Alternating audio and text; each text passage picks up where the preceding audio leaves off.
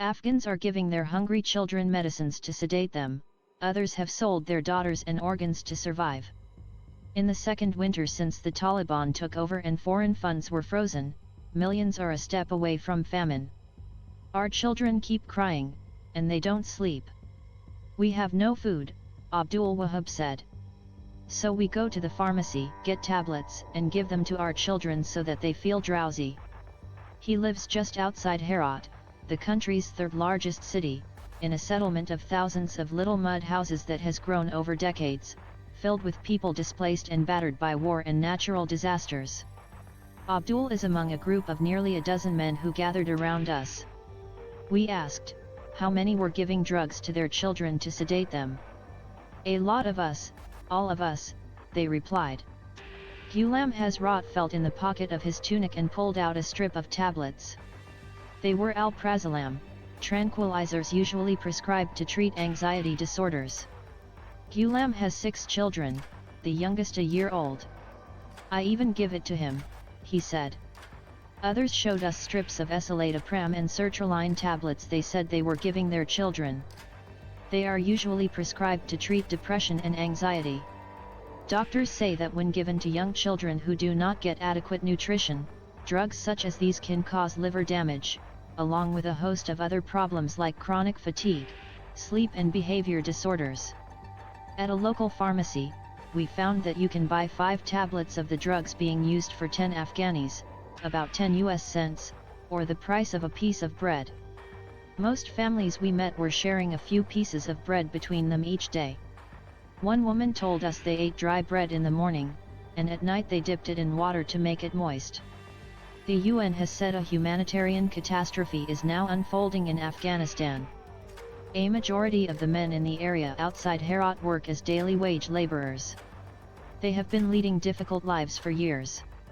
But when the Taliban took over last August, with no international recognition for the new de facto government, foreign funds flowing into Afghanistan were frozen, triggering an economic collapse which left the men with no work on most days. On the rare day they do find work, they make roughly 100 Afghanis, or just over $1, U0.83. Everywhere we went, we found people being forced to take extreme steps to save their families from hunger. Amr, not his real name, said he had surgery to remove his kidney 3 months ago and showed us a 9-inch scar, stitch marks still a bit pink, running across his abdomen from the front of his body to the back. He's in his 20s, in what should have been the prime of his life. We're hiding his identity to protect him. There was no way out. I had heard you could sell a kidney at a local hospital. I went there and told them I wanted to. Some weeks later I got a phone call asking me to come to the hospital, he said.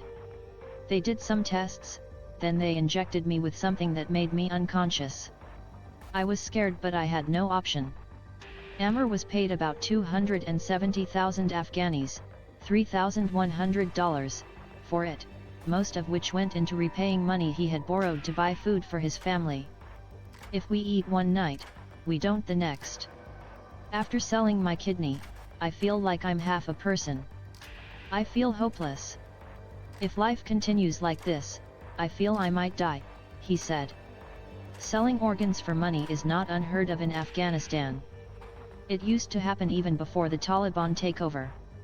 But now, even after making such a painful choice, people are finding that they still cannot find the means to survive.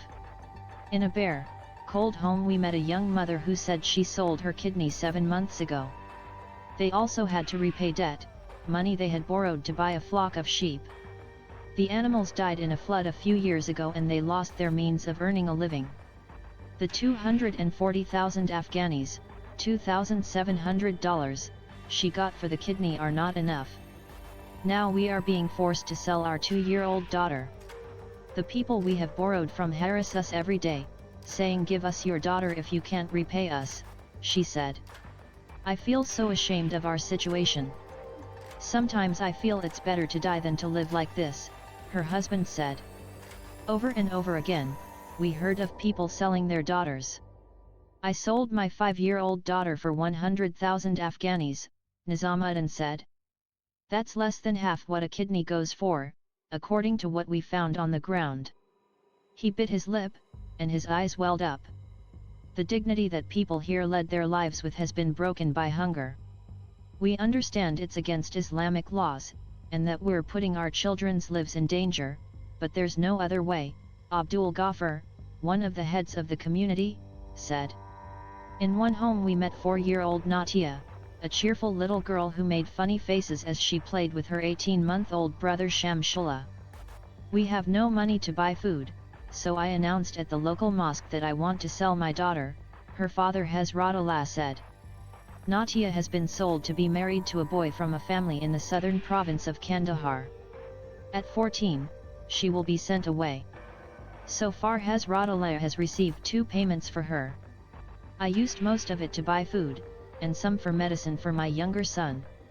Look at him, he's malnourished, Hazratullah said, pulling up Shamsullah's shirt to show us his bloated belly. The staggering rise in malnutrition rates is evidence of the impact that hunger is already having on children under the age of 5 in Afghanistan. Registered Trademark Descens Sans Frontières, MSF, has seen the rate of admissions at their facilities treating malnutrition across the country increase by as much as 47% this year over the last. MSF's feeding center in Herat is the only well-equipped malnutrition facility catering not just to Herat, but also to the neighboring provinces of Ghor and Baghuz, where malnutrition rates have gone up by 55% over the last year. Since last year, they've increased the number of beds they have to cope with the number of sick children they're having to admit. But even so, the facility is almost always more than full. Increasingly the children arriving have to be treated for more than one disease. Omid is malnourished, and has hernia and sepsis. At 14 months, he weighs just 4 kilograms, 9 pounds. Doctors told us a normal baby at that age would weigh at least 6.6 kilograms. His mother Amna had to borrow money to make the journey to the hospital when he began to vomit profusely. We asked Hamidullah Motawakil, spokesman of the Taliban's provincial government in Herat, what they were doing to tackle hunger. The situation is a result of international sanctions on Afghanistan and the freezing of Afghan assets. Our government is trying to identify how many are in need. Many are lying about their conditions because they think they can get help, he said. It's a stance he persisted with despite being told that we have seen overwhelming evidence of how bad the situation is. He also said the Taliban were trying to create jobs. We are looking to open iron ore mines and a gas pipeline project. It's unlikely that will happen soon. People told us they felt abandoned by the Taliban government and the international community. Hunger is a slow and silent killer, its effects not always immediately visible. Away from the attention of the world, the scale of the crisis in Afghanistan might never truly come to light, because no one is counting. Additional reporting by Imogen Anderson and Malik Mudassir.